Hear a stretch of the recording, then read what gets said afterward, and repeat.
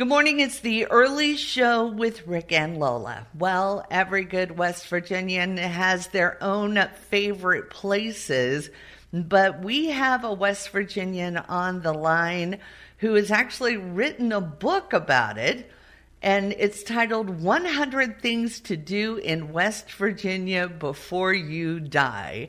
And there's a couple of things in this book that even I haven't heard of.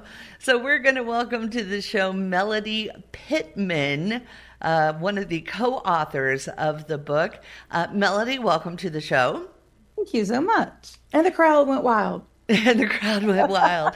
So, Melody, it says that you are a West Virginia native. What part of West Virginia are you from? Charleston, whole time. Charleston, okay. Uh-huh. So we're kind of centrally located there.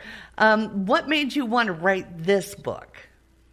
Well, back in 2003, there was a book that came out called A Thousand Things to Do Before You Die, to See and Do Before You Die. And that was by Patricia Schultz.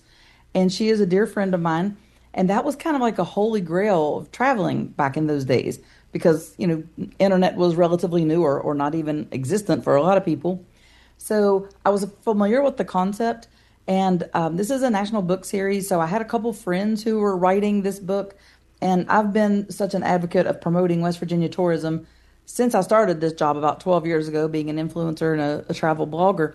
And I knew that if I did not get to write the story about my beloved West Virginia, I would be so jealous if somebody snatched that out from under me. So basically, that is why. So you claimed it mine. Yes, absolutely. Tell us a little bit about your co-author, Angela Richards. Okay. One of my best friends since sixth grade. And those are just the best friendships ever. We've traveled all over the world together and we've known each other since we were, 11, 12 years old. So just the best kind of friends. And the Reedy Press wanted me to have a co-author since I do not live in West Virginia now.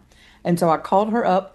And sometimes Angie's my plus one. Let me add this. Sometimes she's my plus one on like Viking River cruises or big trips with my job.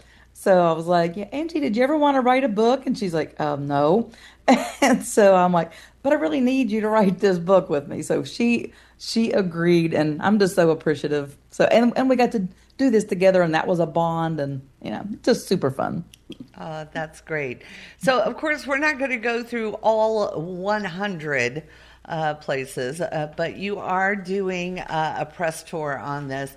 And as of this airing, you're going to be coming through several parts of southern West Virginia. You're hitting a lot of libraries.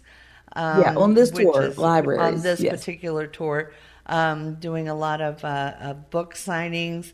And you have people when they come up and they're looking through the book, thanking you for including something that maybe hasn't been included in other books.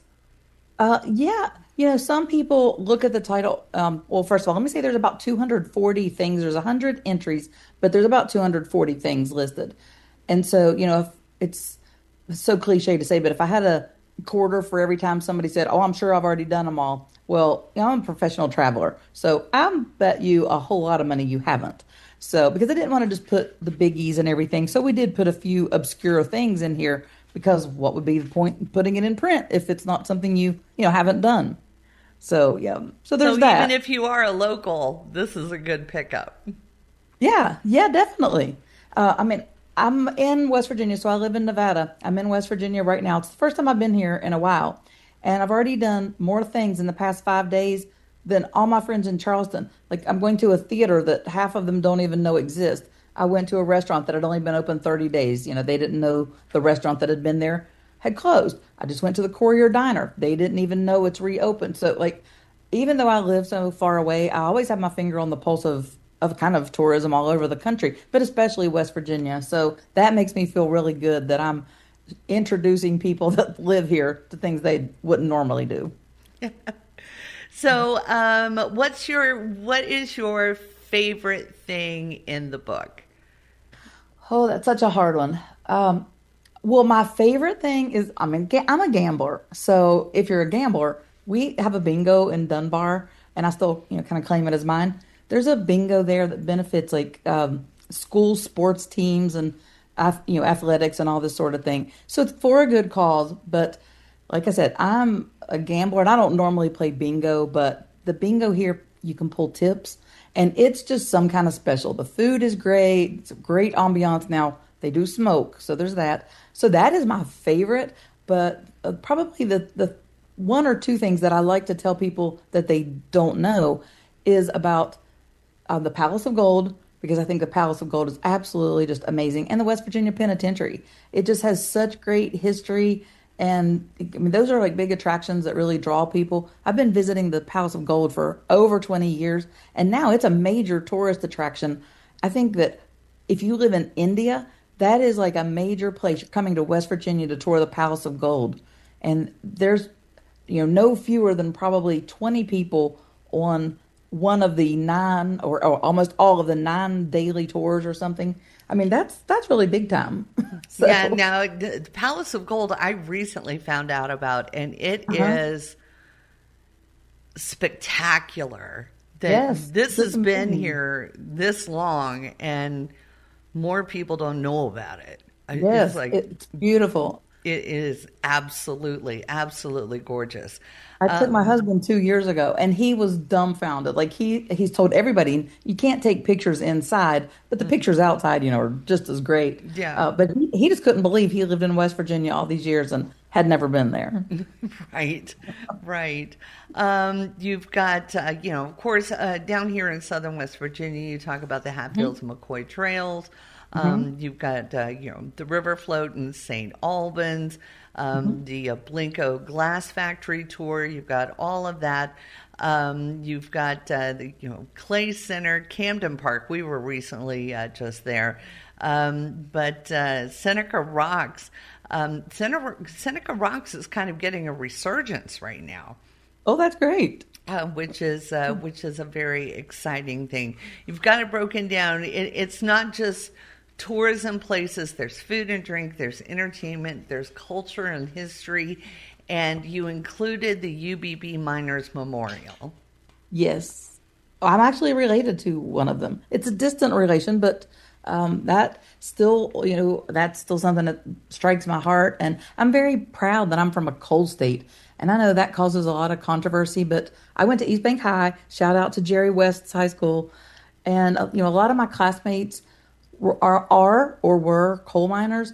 And, I have this conversation with people because, especially because of my field, like journalism, blogging, or so forth. And there's a sense of pride in the workforce here in West Virginia and especially in the coal industry. And so, here's somebody going to work making well over $100,000 so they can support their whole family. They're putting probably the majority of their money back into the economy. There's just something very special about it. And I'm an advocate for people just living their best life and so forth, not necessarily coal. It just happens to be what they do. So I try to stress like how important the coal industry is in West Virginia and how it provides such a great living for people like many of my classmates. So Southern West Virginia has a little special place in my heart. Yeah, absolutely. So, of course, your tour is ongoing here through the end of August. Where can they find you online on social media so that they can keep up with you and keep up with what's going on? Yeah, so all my channels are Wherever I May Roam blog. That's on Instagram, TikTok, Facebook. That's also my blog name, Wherever I May Roam blog.com. That's a Metallica song, in case you didn't know. So I will have some of the listings on there, but I'm actually here until September 3rd. I'm Oh, in through September Madison. 3rd. Okay. Yeah, Madison Boone on September 3rd and September 2nd. I'm in Fairmont. I have another one or two there, and I can't remember exactly where they are off the top of my head. Which is I a kind of great going one day reason at to a time. visit the blog Yeah, exactly. so that they can keep up with you. Some days you don't even know where you are. Exactly. I wake up and I'm like, what state am I in now? So, Confusion. That's what it is. yeah. The state of confusion. Yeah, and you can always pick up our book at Tamarack. They always have it. There's quite a few places around Charleston, the Capitol Market. There's a West Virginia store in the Capitol Market in downtown Charleston. So that's always a good place. And then Reedy Press, reedypress.com. You can buy it online there. or take a look at it. Yeah. 100 Things to Do in West Virginia Before You Die. And it's actually just the tip of the iceberg. There's Melody Pittman on the line with us, the co-author of the book with Angela Richards. Melody, thank you so much for taking the time to visit with us. Thank you so much for having me. I appreciate it.